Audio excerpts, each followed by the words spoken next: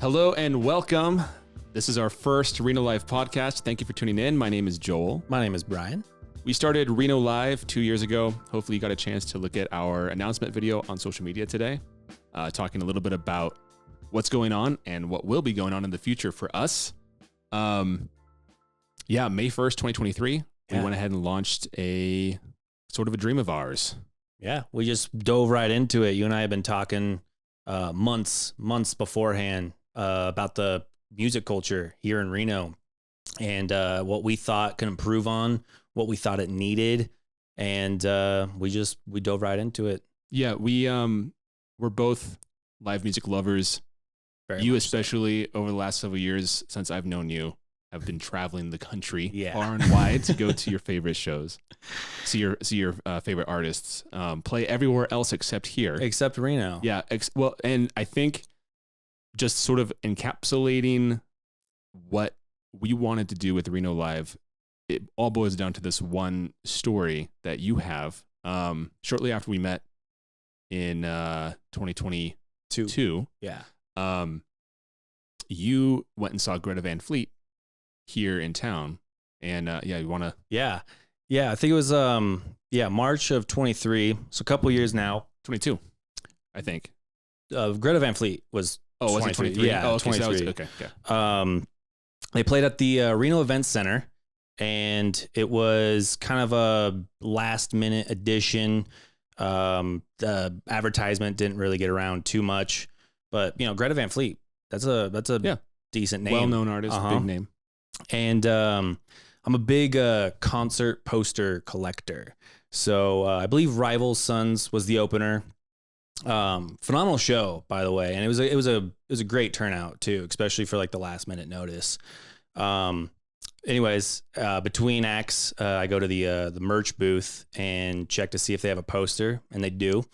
And I got it, rolled it up, went to the show, had a great time, got back home, unraveled it, and I was like, oh, this is so cool. This is a great poster. And I'm looking at all the dates, and I'm like, all the cities. Reno wasn't on it, and I didn't even notice at the show.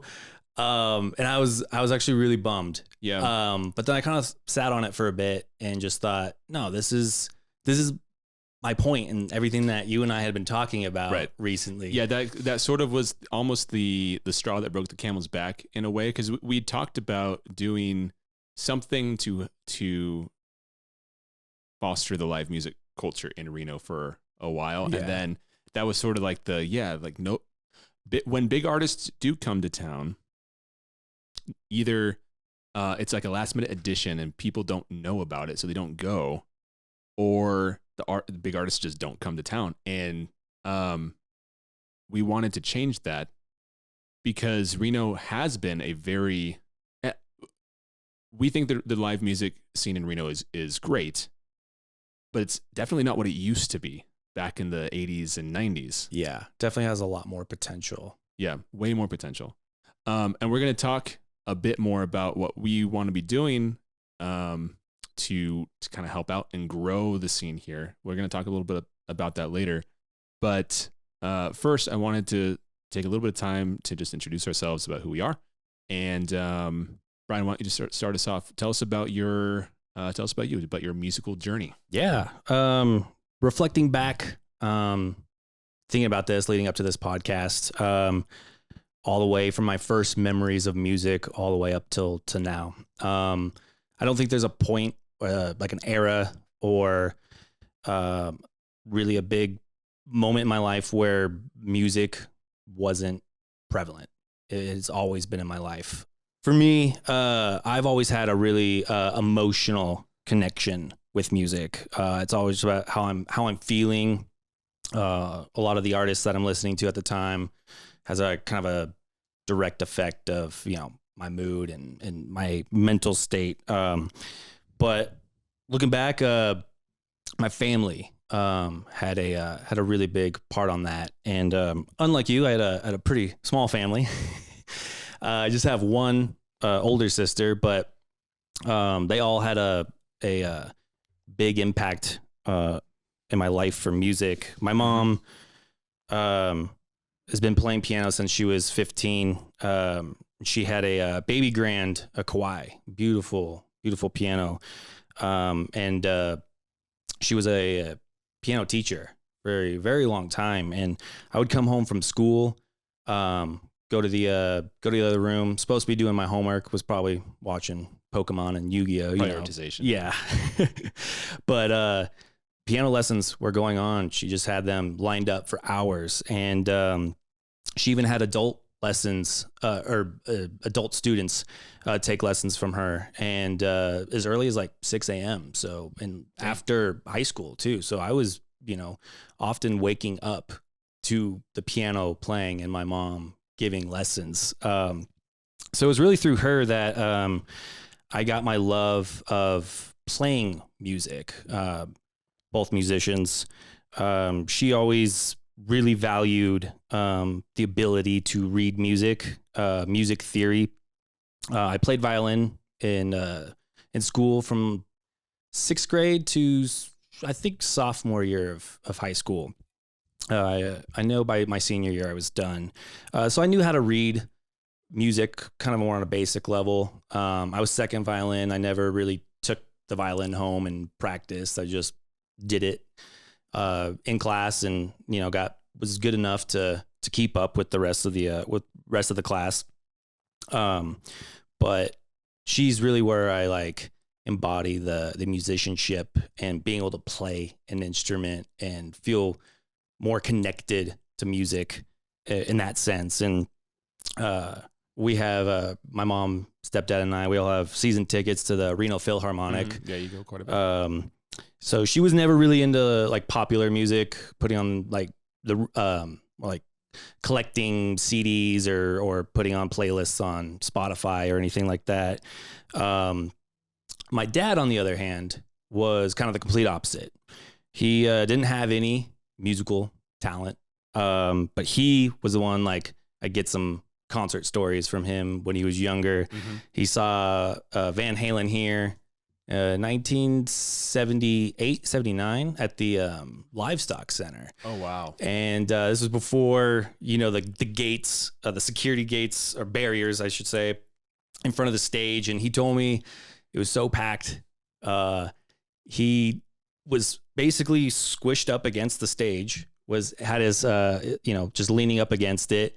His feet never touched the floor, and he got a high five from David Lee Roth. Nice. And so that's where that's me. That's where I get that from, is from my dad. And yeah, he collected vinyl, CDs, tapes. Just started downsizing as the more technology advanced. But as I was thinking about it, I always found myself in the car with my dad. We drove everywhere together, errands and trips and whatnot. And I bring that up because he had XM radio, and he always had the classic rock station on with me. And so he introduced me to bands like Sabbath, Zeppelin, Eagles, AC/DC. I was actually really fortunate enough. He said his favorite two bands were AC/DC and ZZ Top. And I was very fortunate enough not only to see both those bands multiple times, but I got to see both those bands with him. Nice. Fortunately not in Reno. Yeah. What a surprise. What could have been. But I've always had, like way before Spotify days, way before iTunes and everything like that, I always grew up with having the artist name and the song titles, like reading them as I'm listening. Right. And so I think that just made me more connected with music, because I knew who it was. I knew what albums they were on. I knew what year it was released. A lot of my friends will say like, "Oh, I've heard that song," but I didn't know who that was, or, "Oh, that's that artist," And so I've always been kind of like the music trivial nerd.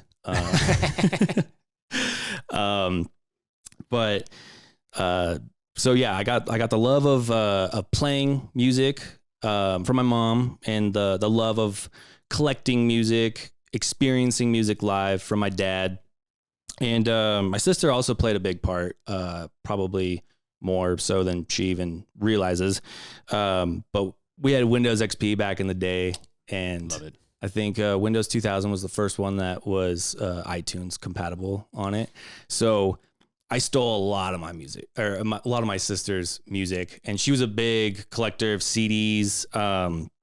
She got me into like early 2000s, so I was stealing a lot of like. She was introducing me to a lot of like Ludacris and like 50 Cent, but then on the other hand, like, you know, All American Rejects and Good Charlotte, and she was obsessed with Anthony Kiedis of Chili Peppers. And she had the first gen iPod, I believe, like the 10,000 song iPod, I believe. And I remember clearly to this day, the day she introduced me to searching for lyrics online and reading along with them. And it was Jimmy Eat World, The Middle. And when she showed me that, I mean, something unlocked in my brain. And from then on out, I just really look back to that day and just had a really big connection with music of there, and just was like, it's like a kid. I was like 8 or 9. I think the song came out in like 2001. Don't date yourself now.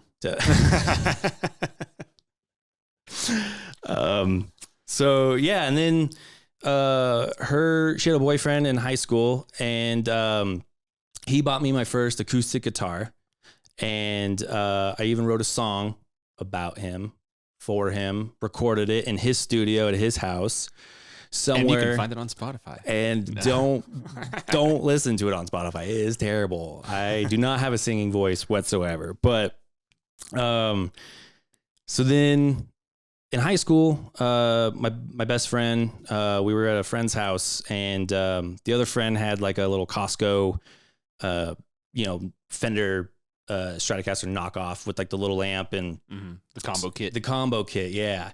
So we invited him over, and he already played. Music was a huge part of his life, and he started playing Paranoid by Black Sabbath, Suck My Kiss, and the Back in Black riffs, and I literally dropped everything I was doing. I was like, you have to teach me that, like right now.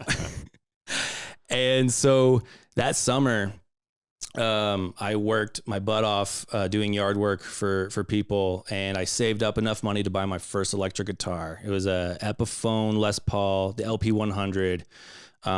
Really, really great guitar. It served me really well. Still have it to this day. And from then on out, we created like a little 3-piece garage band. His brother played bass. He played drums, and we would just drive the neighbors crazy for about 4 years, and regularly had threatened to have the cops called on us because we just love to crank it up day or night. I remember freezing in that garage in the winter, and between songs I'd be over there just blowing on my hands. But so kind of taught myself how to play guitar, and that was a big moment in my life in high school. That's all we did was just play and search the internet for guitars that we couldn't afford. Would you ever look through the Musician's Friend magazines? Yes. And we got the catalogs. I remember I would go through page by page and be like, all right, I can get one thing from each page. And so you'd go through and then you'd have to whatever is shown on that page, you can pick one. So you have to this is showing how much of a nerd I can be, I guess. But I would want to have such a complete kit of I want to have one of everything that I need. So I'd prioritize how I'd choose one item from each. I ordered so much stuff from there, and I religiously tracked it online. I could tell you every single stop from Salinas, Kansas, all the way to here.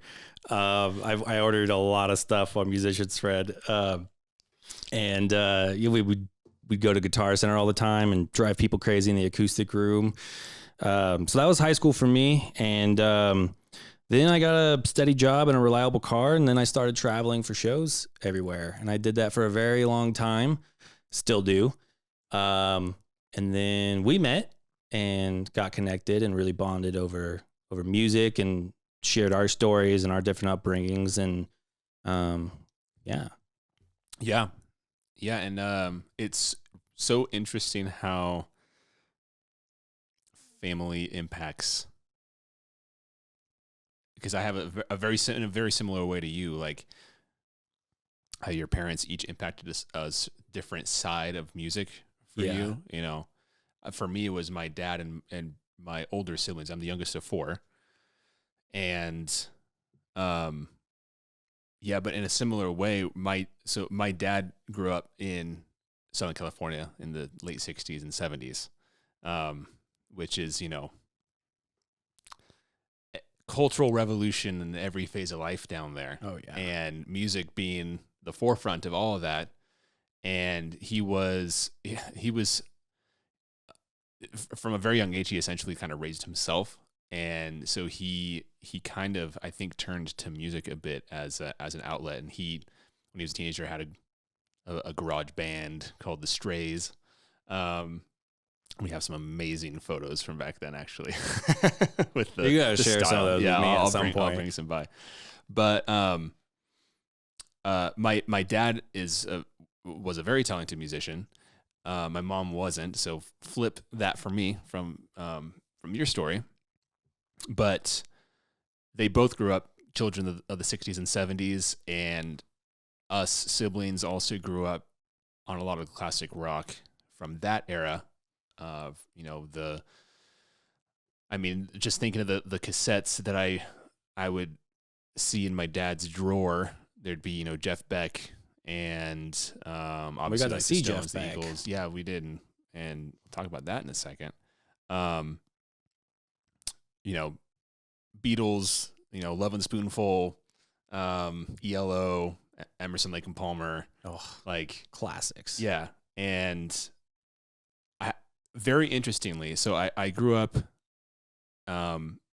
very conservatively, pretty sheltered in a lot of ways.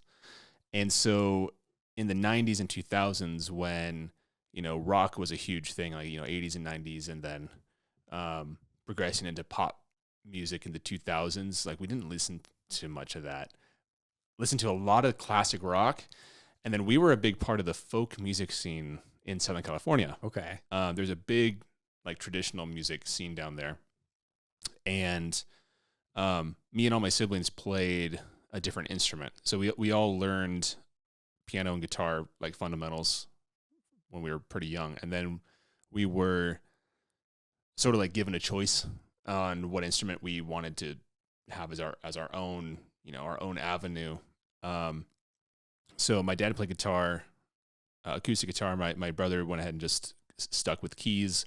I have two sisters. One plays the violin. One plays an instrument called the hammered dulcimer. If you don't know what it is, check it out. Look it up. It's a beautiful instrument. I played mandolin. Oh, there's one hanging on the wall right there. now. Yeah, and so for about, I would say, 7 years, 6 or 7 years, from when I was 10 to when I was 15, 16, 17, I don't remember exactly. We had a family band, and we'd play quite often. A good stretch of years, we'd play every month or twice a month.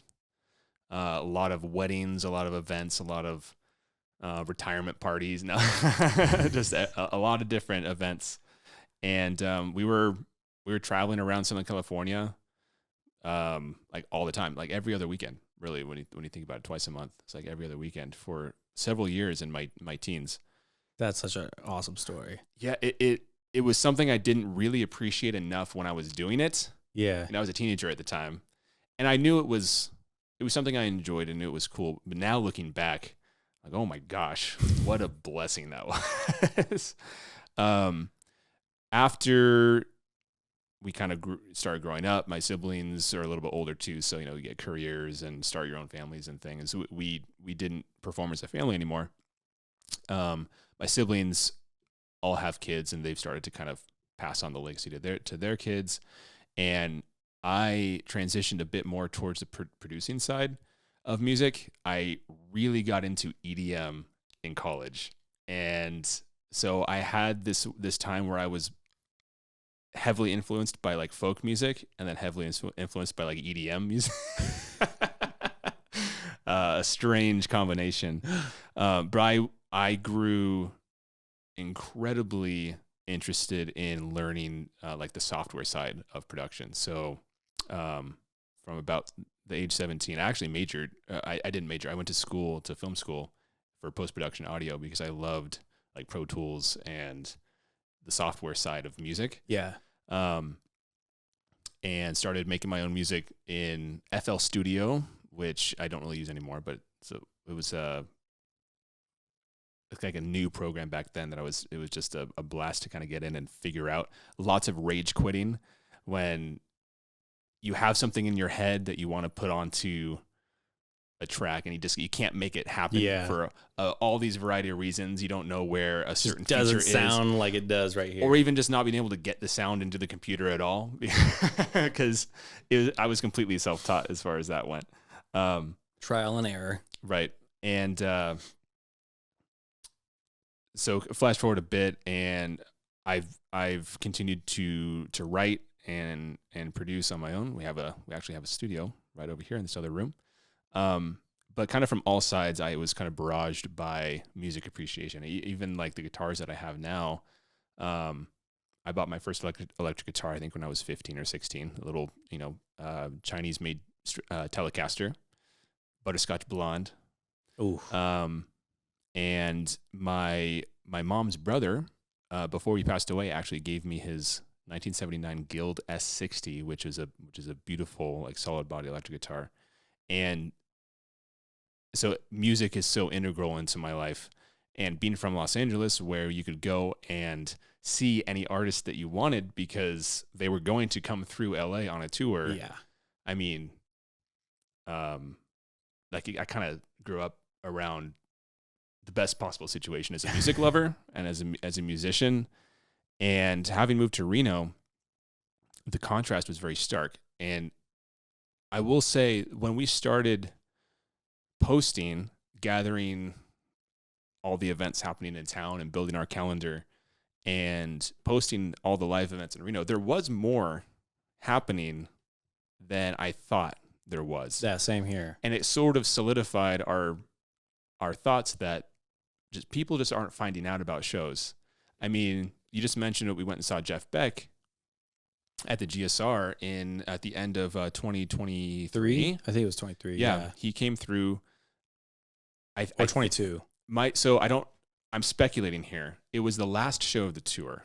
That's not speculation. It was the last show of the tour. One. However, I think the plan was to end in Vegas because they came from Las Vegas. That was the previous show. I'm assuming Reno was sort of a tacked on show just because they had the opportunity to do it. It wasn't originally planned, but he came to Reno with Johnny Depp for the second half of the show, which was crazy. After his big trial. So both of us made the decision to go. Thank goodness we did, because that was his last ever concert before he passed. Yeah. And that's another example of, I think, why we want to be promoting the music scene in Reno, because our experiences growing up around music and it being such a big part of our lives and how much it's impacted us, and knowing how life-changing a show or a musical experience can be. Mm-hmm. Going to a show like Jeff Beck, thinking, oh, this was our last ever chance to see him. And had he not come to Reno, we never would have seen him. Yeah. And that is why we want to change the culture, the live music culture in Reno. We want to grow the scene. We want to make Reno attractive for artists to come, because they know they're going to have a sold out show. We don't want to be an afterthought anymore. Right. We want to be a prioritized city because Reno's a good music city. It is a good music city. It is. We want it to be a great music city. And we want people to come. We want to here bring it up to its full potential. Knowing that they're going to have a full auditorium. Mm-hmm. They're going to sell tickets. People are going to be excited that they're coming. There's going to be a buzz around it. A reason to come back to on their next tour. Right. and also make it more motivating for local talent to keep going. Mm-hmm.